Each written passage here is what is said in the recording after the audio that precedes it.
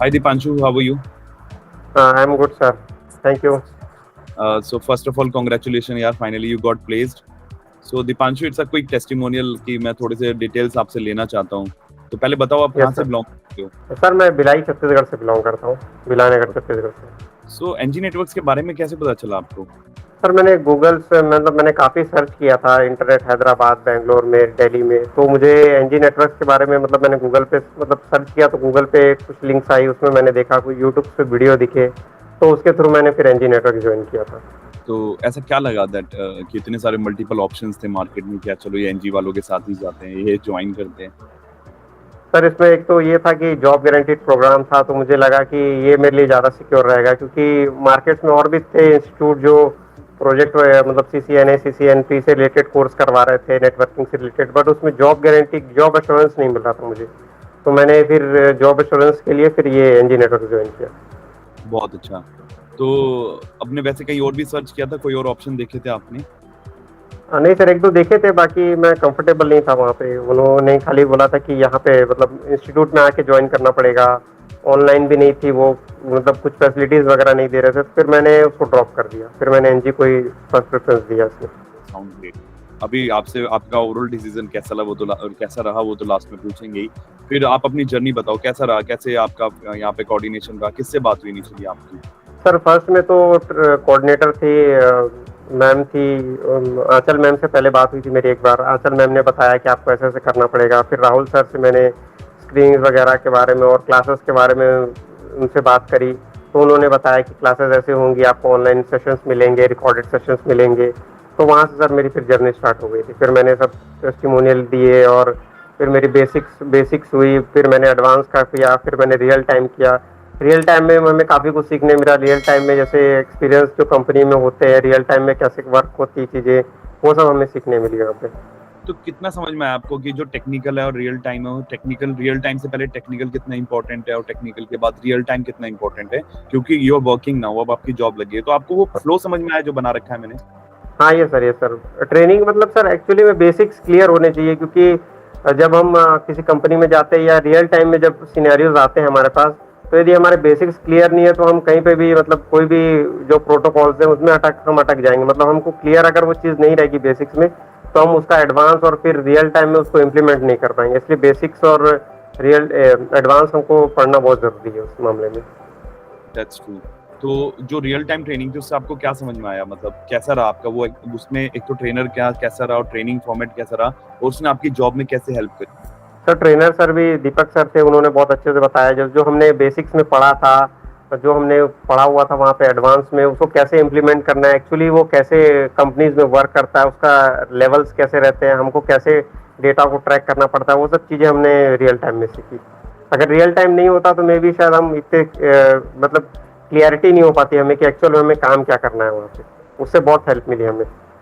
तो थोड़ा बता पाओगे कि रियल टाइम में ऐसा आपको सबसे ज्यादा बढ़िया चीज क्या लगी जब दीपक सर ने या जिस ट्रेनर ने भी आपको पढ़ाया, तो बेस्ट पार्ट क्या लगा आपको? सर बेस्ट पार्ट तो उनका एक्सपीरियंस, उन्होंने जो बताया और वो कैसे कंपनी में एक्चुअल में वर्क होता है। क्योंकि मैं कॉमर्स बैकग्राउंड से हूँ सर, मुझे इतना टेक्निकल की चीज़ों की नॉलेज नहीं है। तो हमने सर से पूछा कि सर एक्चुअल में ये कैसे वर्क करेगी, हम कैसे राउटर और स्विचेस को जानेंगे, कैसे उनके प्रोटोकॉल्स वर्क होते हैं, कैसे BGP वर्क करता है, कैसे OSPF वर्क करता है, उससे रिलेटेड जो उन्होंने बताया, लोड बैलेंसर कैसे काम करता है या फायरवॉल्स कैसे वर्क करते हैं, उनका सिनेरियो, उनकी थ्योरी जब बताई, तो वो चीज़ें हमें क्लियर हुई कि हमें एक्चुअल में वहाँ पे काम क्या करना है, रियल बेस्ड सिनेरियोज पे हमें कैसे काम करना पड़ेगा वहाँ पे। ग्रेट. बहुत ही अच्छी बात दीपांशु. और फिर आपकी, अब मुझे बताओ, जब आपकी एक तो सबसे पहले स्क्रीनिंग कितनी इंपॉर्टेंट रही आपकी प्लेसमेंट के लिए, मेरा सबसे इंपॉर्टेंट क्वेश्चन रहता है. सर स्क्रीनिंग बहुत इंपॉर्टेंट है। अगर स्क्रीनिंग मैं सबसे जब फर्स्ट में जब ज्वाइन किया था, तो मेरी एक स्क्रीनिंग मैंने बेसिक्स वाली, मैं उसमें पास नहीं हो पाया था, क्योंकि जब मुझे कॉल आया, मुझे लगा स्क्रीनिंग देना है, तो मैं एकदम ब्लैंक हो गया। उन्होंने सर मुझसे क्वेश्चन पूछ रहे थे और मैं एक भी आंसर नहीं कर पा रहा था, क्योंकि मुझे समझ ही नहीं आया था उसको आंसर को करना कैसे है करके। तो मैं थोड़ा सा डिसअपॉइंटमेंट हो गया था कि यार मेरी स्क्रीनिंग क्लियर नहीं हो रही है करके। फिर मैंने आंचल मैम से एक बार कॉल किया, तो मैम ने बताया कि आपको इसको पढ़ना है, आप इस तरीके से पढ़िए। फिर सनी सर थे, सनी सर से मैंने पूछा कि सर मुझे कैसे पढ़ना चाहिए, कैसे मेरी स्क्रीनिंग क्लियर होगी।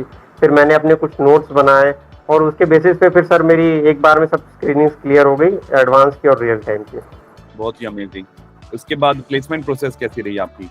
सर प्लेसमेंट प्रोसेस भी बहुत स्मूथ रही। मैं जब रियल टाइम की हमारी क्लासेस हो गई, रियल टाइम की स्क्रीनिंग हमारी क्लियर हो गई, तब फिर हमने आंचल मैम सॉरी अंजलि मैम से हमने कांटेक्ट किया। उन्होंने हमारे रिज्यूम्स प्रिपेयर करवाए, हमको कैसे स्टेप बाय स्टेप रिज्यूम अपने अपडेट करने हैं, कैसे उसमें कौन कौन सी चीज़ें फिल करनी है, वो सब चीज़ें से हमारा मतलब रिज्यूमे इतना बेहतरीन बनवाया कि हमारा मतलब रिज्यूमे शॉर्ट लिस्टेड हुआ काफ़ी कंपनीज में, और फिर हमने इंटरव्यूज दिए उसके। तो फाइनली कैसा लग रहा है अपना? कुछ अभी बताओ, कहाँ प्लेस हुए हो, कितने पैकेज में प्लेस हुए हो?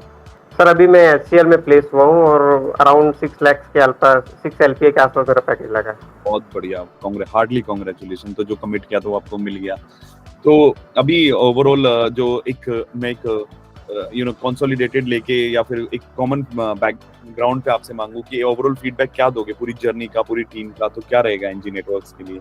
सर मेरे लिए तो इंजीनियरिंग बेस्ट रहा, क्योंकि मैंने फ्यूचर में ऐसा सोचा नहीं था कि मैं नॉन टेक से टेक कंपनी में इतनी बड़ी MNC में ऐसे प्लेस हो जाऊंगा करके, ये मैंने कभी सोचा नहीं था। तो एनजी के थ्रू ये मैंने ज्वाइन किया, तो ये जर्नी मेरे लिए पॉसिबल हो पाई।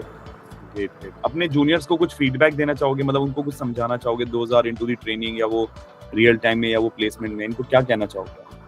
सर जो भी है, जो मतलब जो सर के मतलब जो सर कोचिंग मतलब जो पढ़ा रहे हैं, उनको उन पे आप ज़्यादा फोकस कीजिए।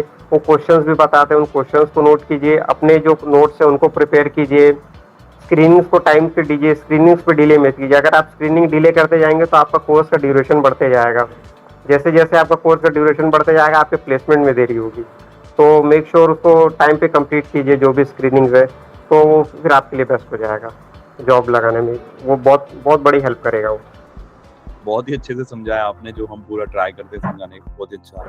तो कोई बाहर से अगर कोई आपकी वीडियो देख रहा है और अभी डाउट में है कि यार मैं एनजी आऊं ना आऊं, तो उसको क्या बोलोगे आप? उसको कैसे हेल्प करोगे?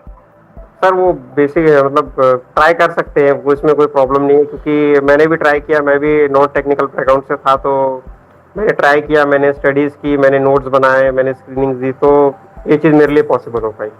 Amazing amazing Deepanshu, all the very best. बाकी हमारा टच कैसा रहा, मतलब हमारा कम्युनिकेशन कैसा है एनजी नेटवर्क्स में? अगर आप किसी को अप्रोच करना चाहते हो या किसी से बात करना चाहते हो तो वो इजी है या मॉडरेट लेवल पे है या फिर डिफिकल्ट है? नहीं सर, मतलब मुझे तो अच्छा लगा। मैंने तो मतलब जो भी रिस्पॉन्सेज थे, जो क्वेरीज थी, जो कोऑर्डिनेटर्स थे, उनसे मैं कॉन्टेक्ट करता था, तो वो बिल्कुल सोल्यूशन देते थे टाइम टू टाइम। यदि वो बिजी भी है तो वो मैसेज वगैरह ड्रॉप कर देते थे कि मैं अभी बिजी हूँ, 1-2 दिन बाद अगर होता तो तुरंत फॉलो अप करते थे वो इस मामले में। बहुत अच्छा Deepanshu, thank you very much यार, आप अपना टाइम दिया। All the very best, stay in touch with us और जल्दी थैंक यू मिलते हैं सर, आप। Thank you sir.